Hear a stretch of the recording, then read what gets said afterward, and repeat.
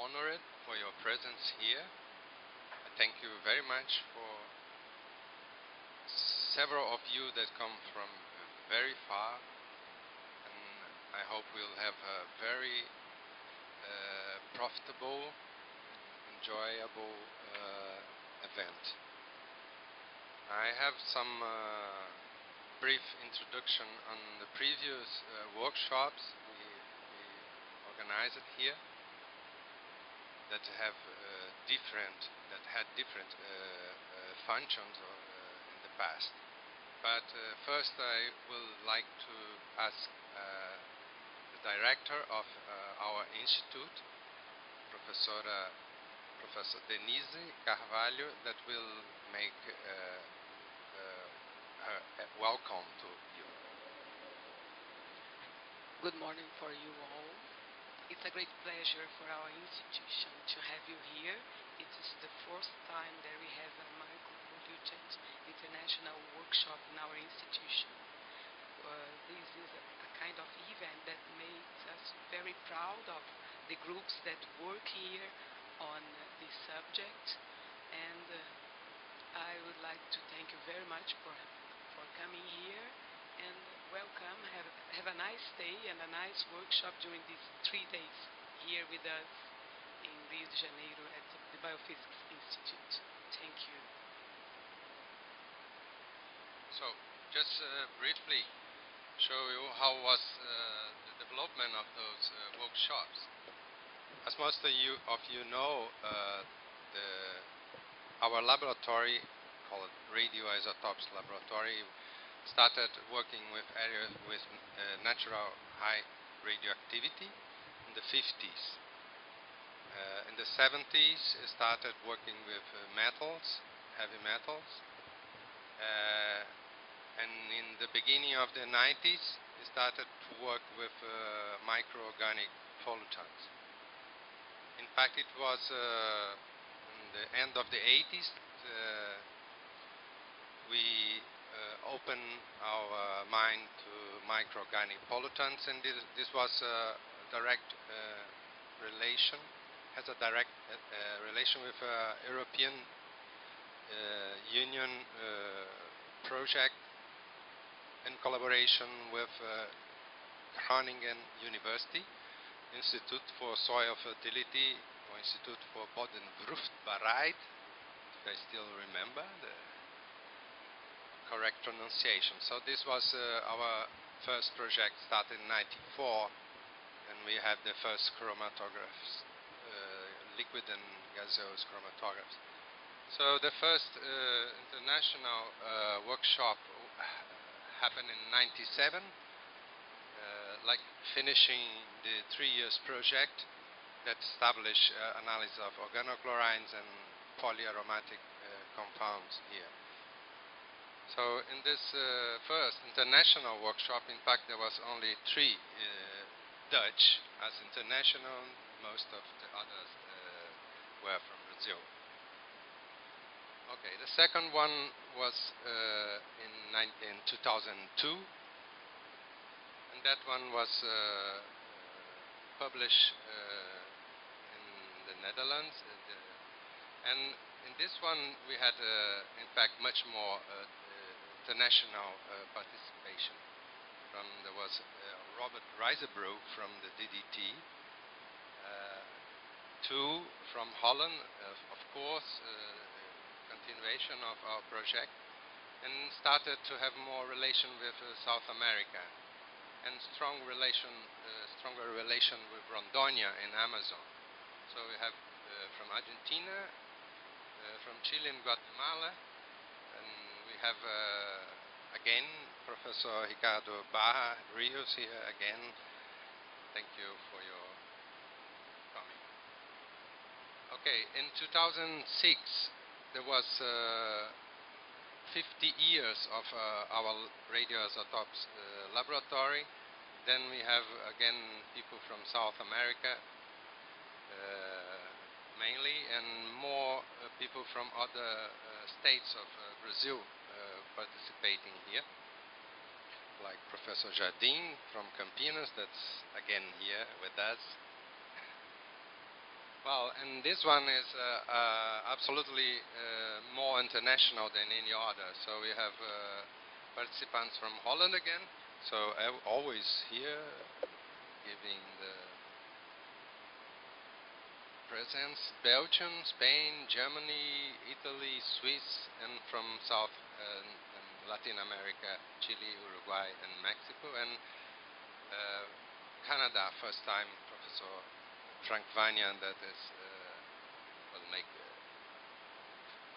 Yeah, most of the participants in this moment are having relation with in different research with students or with researchers of our lab. So this the focus of the different workshops are a little bit different. This one is very much to motivate students to get more contact with international researchers. So I just wanted to make this brief introduction, and João will say some words before we start with the first conference. So thank you very much for coming, and I hope you enjoy and will have a very profitable meeting. Thank you very much. So my name is João Torres. I work with Professor Olaf in the radioisotope laboratory since 1987, and we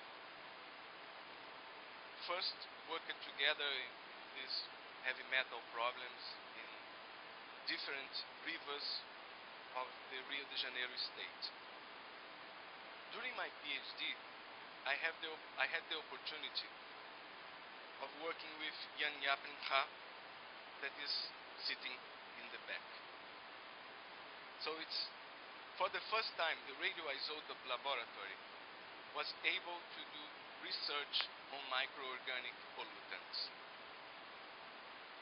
We decided to look to the same river system we've been looking in the 80s, the Paraíba do Sul River watershed. That time, it was interesting to see that the chlorinated use of pesticides in this area of our country were very low, and the results indicate that in sediments of this important river of Rio de Janeiro, there was no DDT left. But we found some residues of PCBs from industries in that same area. Using the same approach, because of Olaf's work in the Amazon and other people working in Rondônia with mercury, we decided to test some samples coming from that gold mining area that we knew that in the past DDT was used for malaria control in the Amazon, and then we found nice results of contamination of soil, sediment, and that's is more or less around this time of this first event. If you have a look in the proceedings, we have some copies here, and you are going to see that this first collaboration was, how can I say that, the beginning of a new era, but for us, a real challenge, because we are no chemists, and running GC, electron capture detector, is not that easy. And it became clear that if we decide to involve students, involve other people, we had to collaborate, cooperate. So that's why we decided to begin with this kind of every 4 years we try to get together again people from this root side of the how to do good science using environmental matrices different than sediments now.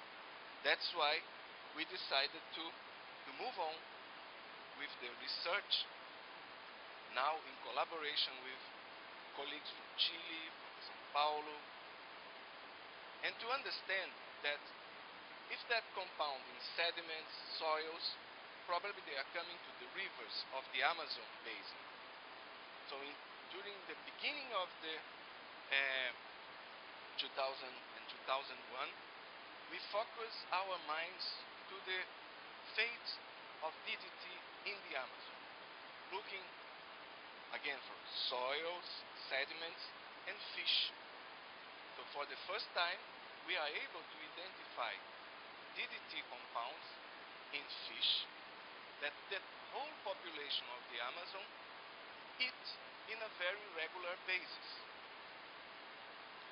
At the beginning, that's why we decided to show a little bit this progress of different conferences. Our project with Europe had finished, but we decided to ask for money, for funding, from different agencies, and we got the help from the Mount Sinai Hospital in New York, that now is part of the New York University. With this, at least small amount of money, we planned one trip together with colleagues from Rondônia and made a kind of evaluation of the Madeira River watershed. So, imagine the situation. We are here in Rio de Janeiro looking for small rivers, and now we decided to go to the big Madeira River, completely different situation. But the evaluation of this sampling campaign in 2002, we are able to compare with DDT in fish collected in the beginning of the 90s. And we are able to prove that when you stop DDT in 97 and stopped in the Amazon, the results or the trend start decreasing. But again, if people eat a lot of fish, even a small amount on fish can be reflected on breast milk. So with the help with people from Mount Sinai Hospital, we decided to analyze also breast milk. And we found that at least in the beginning of the 2002-2003, high amounts of DDT where we are able to detect in this breast milk. That's why now, 5 years later, we are still trying to understand in more detail this DDT issue. DDT was finally forbidden in Brazil just 1 year ago. Restrictions, reduction in the use, but the contamination is still present in an area of a lot of people eat that fish. But Jan Abraham didn't teach us only to use the GCECD. We are able to run a small HPLC with UV detector for PAHs. And PAHs is now also part of our research, and we have Rodrigo Meire that working during master thesis with this, and with the help of Petrobras, here represented by Irene Gabardo from Sempris, we developed new methods not only for UV detection but also fluorescence detection. So we are still trying to look at atmospheric deposition, different pollutants, but again, still using very simple techniques. We don't have, for instance, a GCMS installed. We have it at least we bought. It arrived in January and is still going under the customs because of bureaucratic problems of our country. So again, but we, at least, let's do the international workshop, let's talk about, let's grab more students, put people to work on this field. 2006, it was good for us because it was the moment to celebrate 50 years of the beginning of this environmental laboratory of the Biophysics Institute. Then we put together old people from the radioactivity area, people from the heavy metal area, and people from the persistent organic pollution as well. And now we want to celebrate with you these new opportunities. Funding to work in the Amazon is on the high. So we decided to again get more cooperation from people from Switzerland, put a look in modeling, and we try to ask Rodrigo also, let's select people from Canada, let's see if Frank can talk to us about this global modeling for pots. So to see, at least for our students, people from that, with good cooperation, with good partners, we can do a nice job. I will have an opportunity to tell more about and to present some data of these cooperations that we are telling here, but then we will have time in Friday because one of our good friends from Rondônia is not coming, and then I will use that time to show in details some of these results. Most of them already published, others under, we are still writing the papers, but please help us to disseminate these efforts, education, training, analytical aspects. That's why we have also Olaf here, one of the key persons on how to make a nice chromatogram, how to clean up it well, how to concentrate it well. And that's why we want to see what you are doing. So for the first time of the whole history of our workshop, we are ahead of the time. But I think this will be good because in the end, we are going to have more time to talk and to discuss and to know each other better. Thank you very much.